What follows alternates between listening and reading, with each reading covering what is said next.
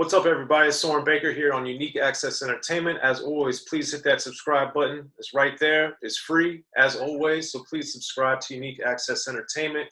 We want to keep bringing you guys these interviews as often as possible with as many people as possible. Please hit that subscribe button, like our content, share it.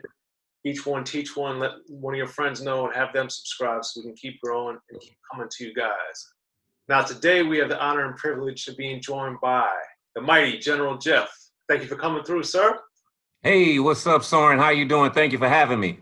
Yes, sir. Man, we got a lot to talk about today, and I know we're already going to have to do a part two because there's a lot to get to. But part two? You mean part 3 and 4? I mean, it's like 4 quarters. Yeah, well, if we got to do it, we got to do it.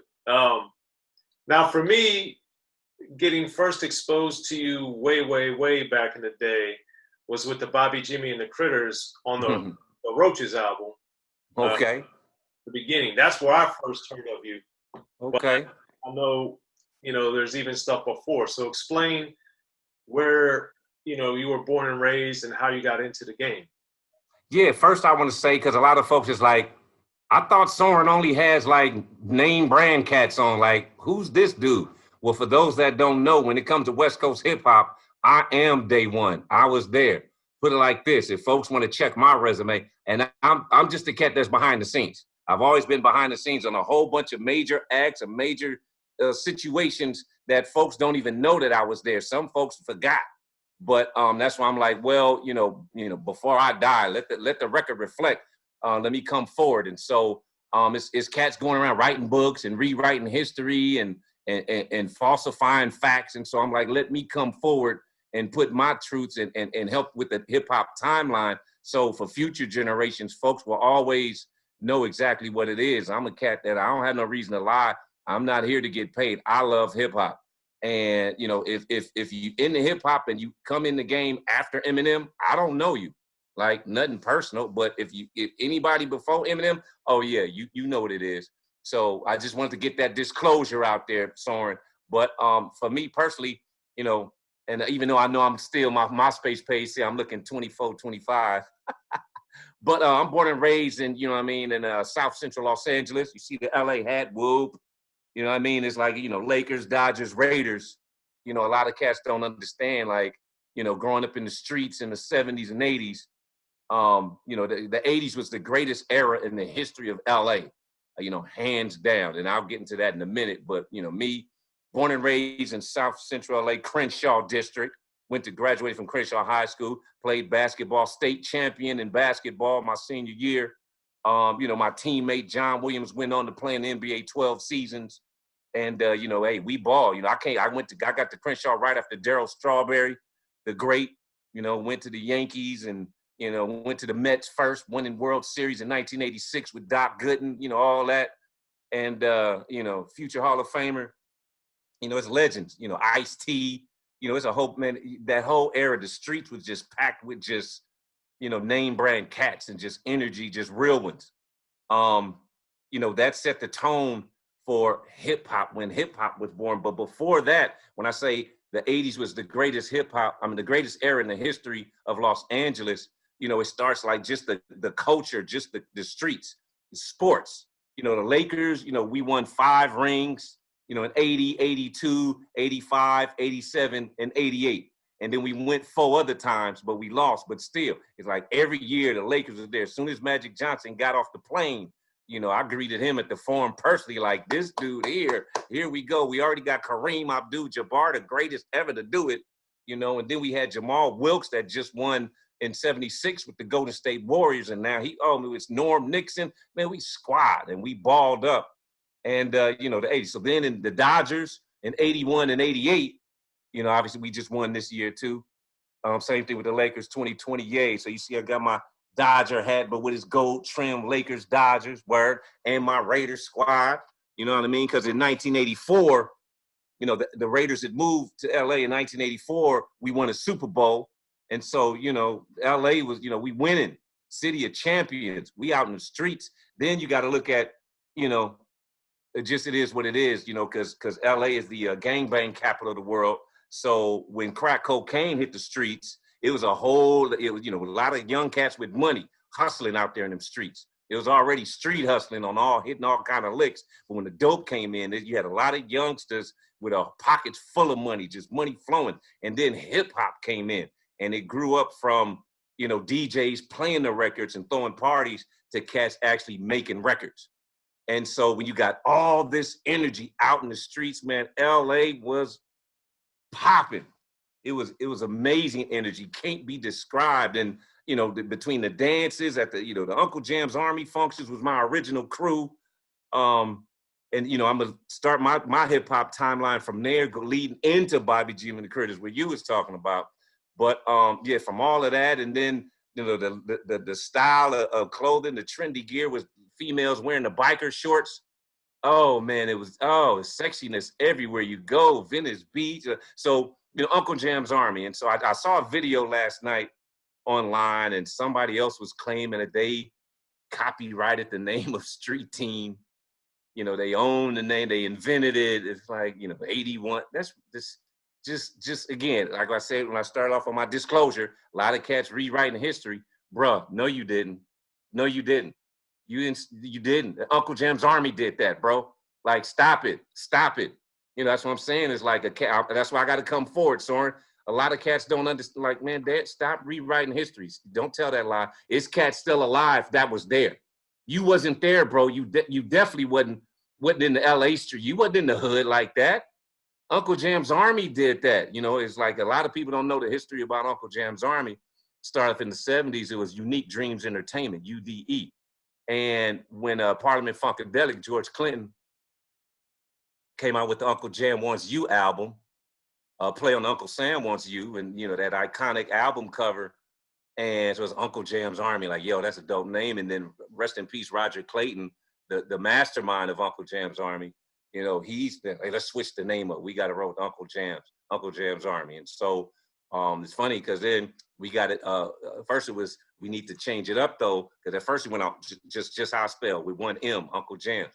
Then it was like, we might get sued because we started blowing up, getting popular. And then so technically, I know I was not in Uncle Jam's at that time, but so 79 going into 80, and so let's add 2 M's so we don't get sued by George Clinton. But then come to find out, you know, George Clinton was cool with it. He's like, yo, as long as it's funky, run with it. Like, hey, love that dude, man. God, all blessings to the funk guy, George Clinton. And so this is the story. So yeah, I'm telling secondhand information on the very, very beginning of Uncle Jam's Army. And so, but the cats, to promote the dances, you know, print up some flyers and go pass out flyers hand to hand. So we, you know, again, we talking about that era with all that sexiness. So we'll hit the mall, you know, whether it was, you know, Fox Hills Mall, the Hawthorne Mall, Venice Beach. You know, we had coverage. You know, you had so many cats. Here, you take a stack of flyers and go that way. You take a stack of flyers. So we street teaming. Then when it got to the point we you know putting up the posters, you know, in the middle of the night, you know, we'll just go flood the streets. And the people was walking by when he was yesterday to the next day, they come out, you see Uncle Jam's Army posters everywhere. And, you know, we'll have to drive up in the van, folks, or jump up on there, pink, pinka, pinka, pinka, pinka, pinka, pinka, pinka. Then, you know, cats is racing. I'll hit the telephone pole on this side, you know, hit the telephone pole. We pinka, pinka, pinka. Then we go to the next place and we just bam, bam, blanket the whole city. That was street teaming, but we didn't give it a name. We didn't claim ownership. We just out there doing it. We hustling. That's what we was doing. We passing out flyers, we hanging posters. That's all it was. And we enjoyed doing it because we know the folks gonna come, we know the sexy ladies gonna come, and we gonna have the livest function in LA. That's what Uncle Jam's Army was based on. So these cats come years later talking about they copyrighted the name Street Team. Like, you didn't copyright it and then put it into effect. Like, I've got an idea. Like, no, we was already, come on, bro. And then, like, you know, some other folks said online, I mean, there's, you know, promotions, like record companies were promoting albums going way, but whether it's in the record stores or what have you, but out in the streets, Uncle Jam's Army behind them, again, the mastermind of Roger Clayton, you know, we put it down. And so then in my era, that's how I got on. So I used to go to the Uncle Jam's Army dances. I'm one of the baddest pop lockers in the streets. And so Uncle Jam's Army was where they played the great music that, you know, the stuff, you know, the radio wasn't playing. And, you know, it's just the hood energy. And so that's where the function was, and all the baddest poppers would be there. And that's where the fun was. So, and then from there it went to So how did you get going from a dancer to being part of Uncle Jam's army itself? Great question. That's where I was going. And then so, you know, just loving the energy, loving the music. And I'll never forget the first time I saw Egyptian Lovers spin. And, you know, it went from, you know, pop lock, you know, I know the music, to, you know, just have an ear for music because I was a DJ in my own right in the hood. I was DJ Jeff. I wasn't thinking about nothing. It's just a basic name. And so when I would go to Uncle Jam's dances, I'm in there to have fun. And then to hear this, you know, this dude, I'm hearing the music and I know that song doesn't go that way. Like I know how the song goes. It breaks down, it comes back up, and then it's doing something different. Wait, what version of the record is that? I had the 12-inch, I got the album version. What's going on there? So I had, you know, go over there to the DJ booth to try to get a glimpse of it. Like, what special version do y'all have?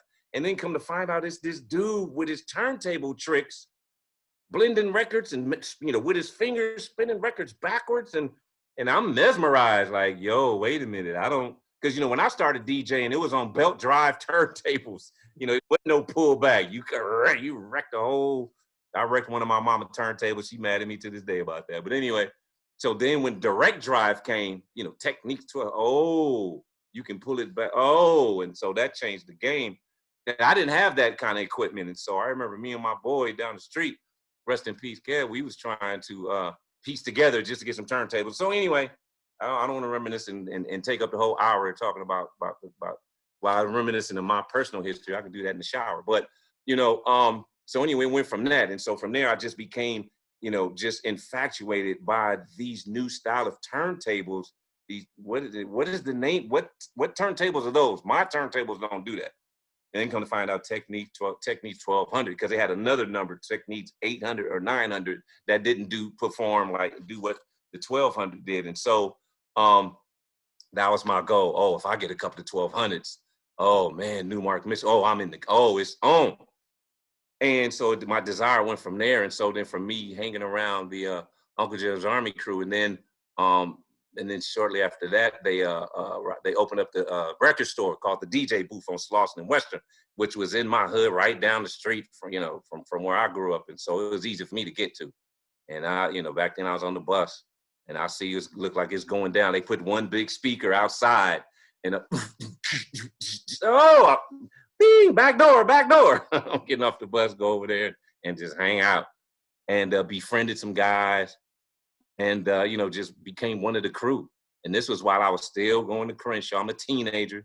And it's funny, I look back, it's like, man, it was a lot of kids hanging. You know, I look around like today, like, where did the kids hang out? And like, especially when it's hip hoppers, because I'm like, we were so talented as far as DJing, then later on making beats and just this young energy. If it wasn't for Uncle Jam's Army, I don't know what we would be doing, but it's so much lost opportunity. And I can imagine to this day, there are no record stores no more.